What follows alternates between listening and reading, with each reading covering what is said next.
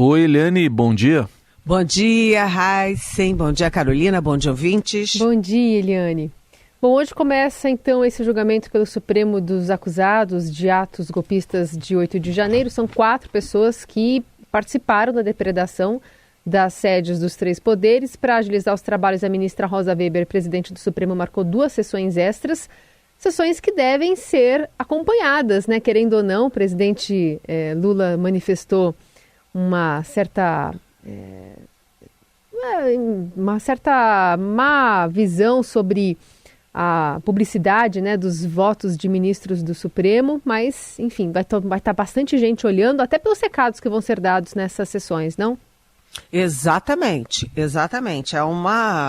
É uma decisão muito importante, porque é exemplar, né? Esses primeiros 4 réus são o Aécio Lúcio Costa Pereira, ele tem 51 anos, é de Diadema, ele invadiu o Congresso, ele era funcionário da Sabesp, olha só, ele era funcionário da Sabesp e veio para Brasília especificamente para o quebra-quebra. O Matheus Lima de Carvalho Lázaro é do Paraná, tem 24 anos, e ele veio também para Brasília para o quebra-quebra. E mais, ele estava com a mulher grávida e há mensagens dele dizendo, olha, vamos invadir e vamos quebrar tudo, amor, porque depois de quebrar tudo o exército vai entrar. Ou seja, ele tinha claramente a ideia de que estava participando de um golpe de Estado. O Moacir José dos Santos, também do Paraná, 52 anos, ele invadiu o Planalto. E o Tiago de Assis Matar, de 43 anos, de São José do Rio Preto. Enfim, gente, quebra-quebra do Planalto, do Congresso, do Supremo Tribunal Federal, e os valores desse quebra-quebra são altos, né? A estimativa é de que no Senado a perda foi de 3,5 milhões de reais, na Câmara de 3 milhões, de 9 milhões no Planalto. O Supremo Tribunal Federal ainda não tem uma estimativa de gastos. Aliás, recuperou rapidamente a estrutura do prédio, a estrutura do Supremo, exatamente para a posse da Rosa Weber, que agora está saindo do Supremo, né? Eles são indiciados e são réus. Aliás, são réus, estão sendo julgados por vários crimes. Associação criminosa armada, abolição violenta do Estado Democrático de Direito, golpe de Estado, deterioração de patrimônio tombado, dano qualificado do patrimônio da União. Bem, isso significa que eles estão sujeitos, né, a serem condenados a uma indenização de 40 milhões de reais e estão sujeitos a até 30 anos de prisão. Vamos ver como é que vai se desenrolar esse julgamento, porque é uma indicação do que vai acontecer para as centenas de réus daquele 8 de janeiro que entra para a história como um dia maldito na história do Brasil. Eu concordo com você, Carolina. O presidente Lula fica falando que as decisões do Supremo têm que ser a portas fechadas, como, aliás, são nos Estados Unidos, mas eu acho que a sociedade brasileira tem que prestar atenção, porque isso é uma aula, e não é uma aula só de direito, é uma aula de democracia que a gente vai assistir hoje. Bom, já que você falou em prestar atenção, que atenção que a sociedade está prestando naquela decisão do ministro Dias Toffoli da semana passada, que anulou a acordo de leniência, né, que seria a delação, no caso de empresa, da Odebrecht. Olha, a gente tem falado sobre isso e é uma questão muito grave, porque, veja, né, enquanto o Supremo Tribunal Federal está aumentando ali, apertando o torniquete em torno de Jair Bolsonaro, dos crimes de Jair Bolsonaro, dos crimes do governo Jair Bolsonaro, e agora está julgando os golpistas, né, de 8 de janeiro, o mesmo Supremo, na mesma época, na mesma hora, simultaneamente, vai liberando geral na Lava Jato. A decisão monocrática do ministro Dias Toffoli, anulando todas as provas da Odebrecht, realmente é considerada escandalosa.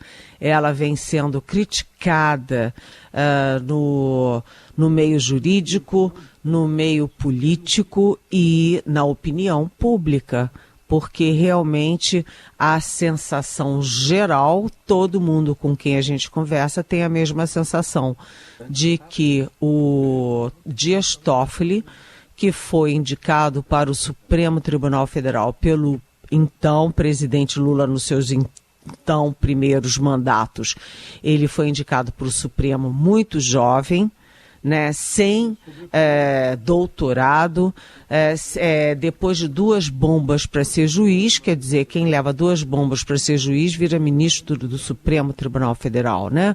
E ele foi indicado pelo Lula por ser advogado do PT, ser próximo do Lula e do PT. E ele, no julgamento da Lava Jato, o Dias Toffoli simplesmente votou contra o Lula, votou a favor da Lava Jato, contra o Lula, e ele tem uma marca muito ruim, que tem um caráter pessoal grave. Quando o irmão do Lula morreu, o Lula estava preso e o Dias Toffoli negou ao Lula a chance de sair da prisão lá em Curitiba para acompanhar o velório e o enterro do próprio irmão. Então, como a sociedade está vendo isso, o mundo jurídico, o mundo político? Está vendo o seguinte: o Dias Toffoli usou essa decisão para se desculpar, para se reaproximar do Lula, né? Eu sempre lembro do ministro Gilmar Mendes, que jamais foi petista, dizendo que o Brasil devia um julgamento justo para o Lula. O Gilmar Mendes, que não era petista, dizia isso. O Brasil deve um julgamento justo ao Lula. E, no caso do Toffoli decidiu que ele devia um julgamento justo a ele mesmo e ao Lula. E o pior é que isso tem um efeito gravíssimo, porque todos os demais réus da Lava Jato estão em fila. Você tem 6 bilhões de reais que foram devolvidos por causa da Lava Jato ao erário público, e você tem também as conexões internacionais. E agora, como é que fica isso com a decisão monocrática do Toffoli? Realmente isso é considerado espantoso. Eliane, tem pergunta aqui da nossa ouvinte Helena, de Diadema, de São Paulo. Ela quer saber como é possível e aceitável essa reforma eleitoral. Quantas já foram nos últimos anos? Lembro de umas 3. Do que adianta fazer as regras, especialmente sobre questões de representatividade e combate à corrupção, se depois das eleições eles afrouxam tudo? Não podemos fazer nada além de lamentar? Não há um órgão para parar isso? Questiona a Helena sobre essa votação aí do Congresso da mini-reforma eleitoral que libera muita coisa. Pois é. Oi, Helena. Bom dia, muito bem-vinda, excelente pergunta, porque realmente isso é um escândalo, né? É espantoso que o Congresso tenha essa cara de pau, né? Essa audácia de fazer mais uma reforma eleitoral para flexibilizar tudo. Na verdade, eles estão legislando em causa própria para permitir o seguinte, que cada um faça o que bem entenda no dia da eleição, que os partidos façam o que bem entendam no dia da eleição, antes, durante e depois da eleição, sem ter punição. Os especialistas consideram que esse conjunto de mudanças faz o seguinte, eles simplesmente dificultam as punições aos partidos, dificultam as punições aos candidatos que cometerem crimes, né? E deixam muito frouxo o uso de recursos públicos que não são poucos. É muita grana ao fundo eleitoral, né, para eles fazerem o que bem entendem. Então, o que o Congresso está tentando mudar? Né, os pontos principais. A duração da inelegibilidade. Eles querem mexer. Hoje a inelegibilidade é de 8 anos. Né, o caso, por exemplo, de Jair Bolsonaro, o caso que foi do Fernando Collor de Mello, para citar 2 ex-presidentes. Eles querem reduzir a inelegibilidade. Então, o sujeito comete crimes, mas vai ficar só um tempinho proibido de cometer novos crimes, ou seja, de se candidatar e poder cometer os novos crimes, né? Querem também mudar as datas do calendário eleitoral, as regras para as candidaturas coletivas, a possibilidade de campanha na internet no dia da eleição. Imagina só, no dia da eleição você fazendo campanha contra o seu adversário e jogando uma fake news bombástica. Você derruba o seu adversário no dia da eleição.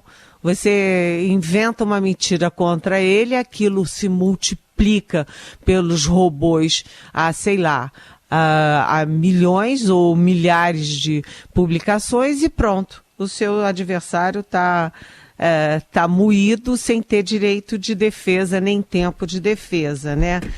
E o principal que eu acho são as regras de punição em caso de irregularidades.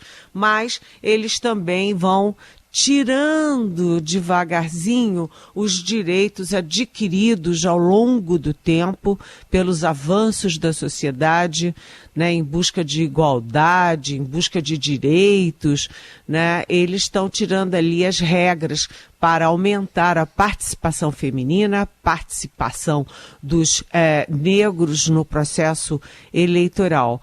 Ou seja, eles estão se auto-beneficiando, já que em grande maioria eles são homens, em grandíssima maioria, homens brancos e de uma classe social mais bem favorecida, digamos assim, leia-se elite.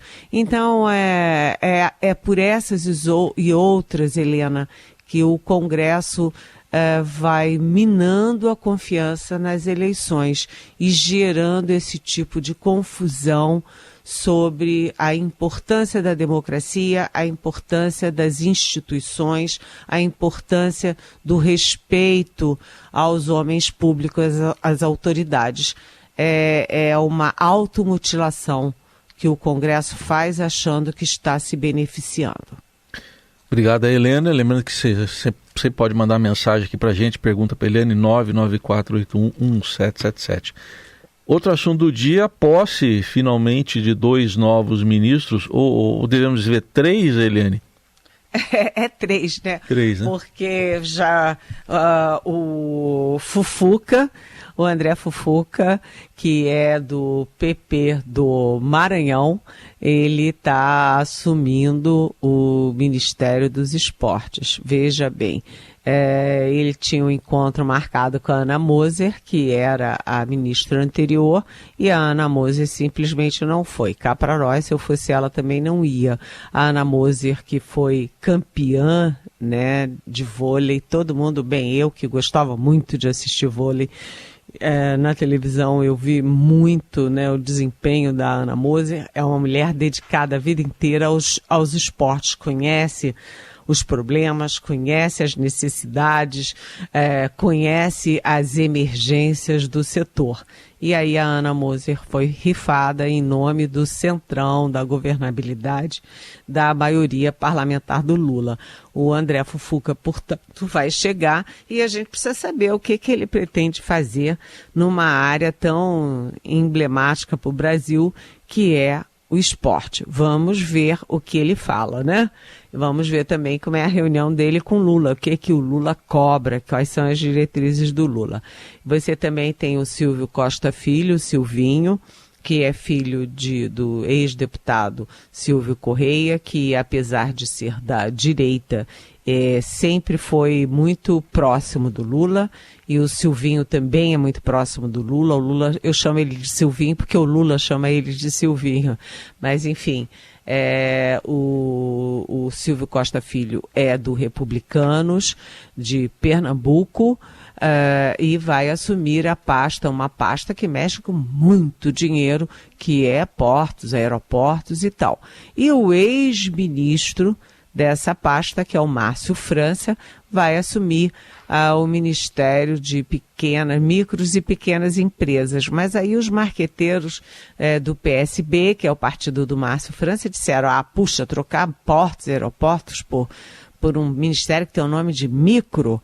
Aí eles estão inventando um nome, assim, Ministério do Empreendedorismo.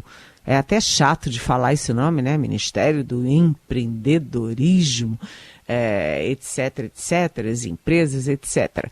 Mas, enfim, hoje a gente vai ver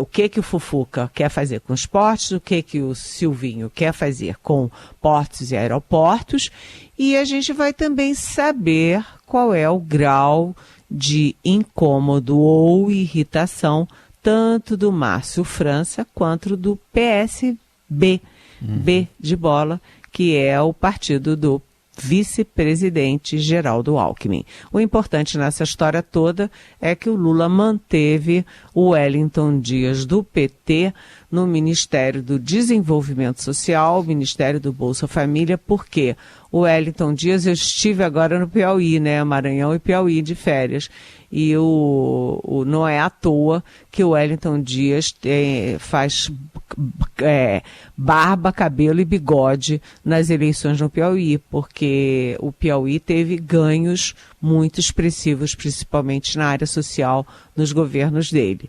E o Centrão fez de tudo para ter essa pasta, mas não levou.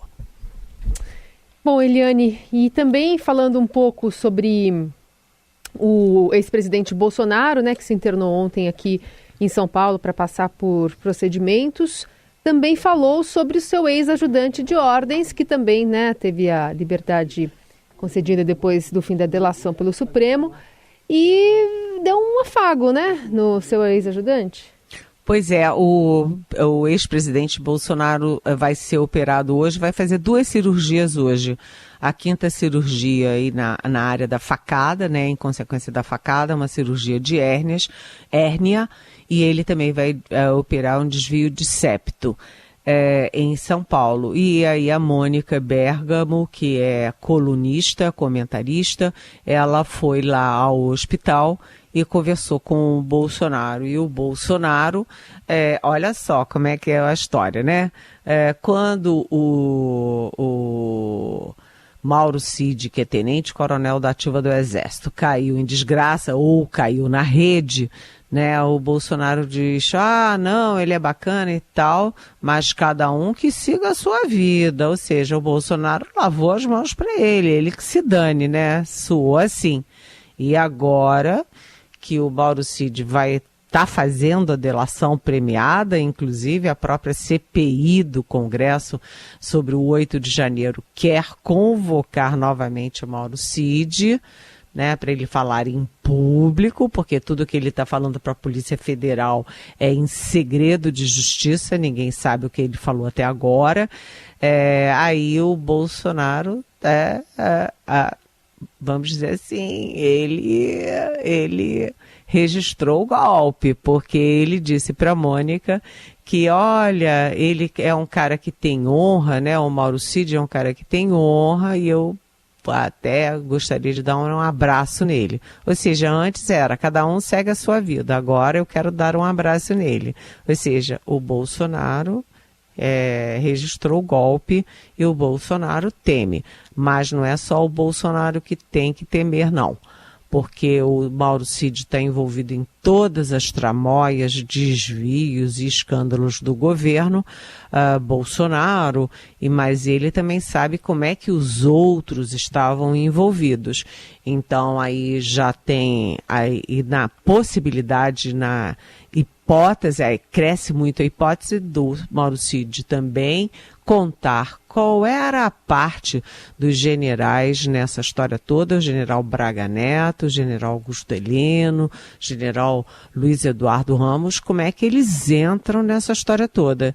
E hoje já tem a informação de que os filhos do Bolsonaro e, evidentemente, a própria Michele Bolsonaro estão aí na mira dessa delação premiada. Afinal das contas, o Mauro Cid sabe e ouvia tudo.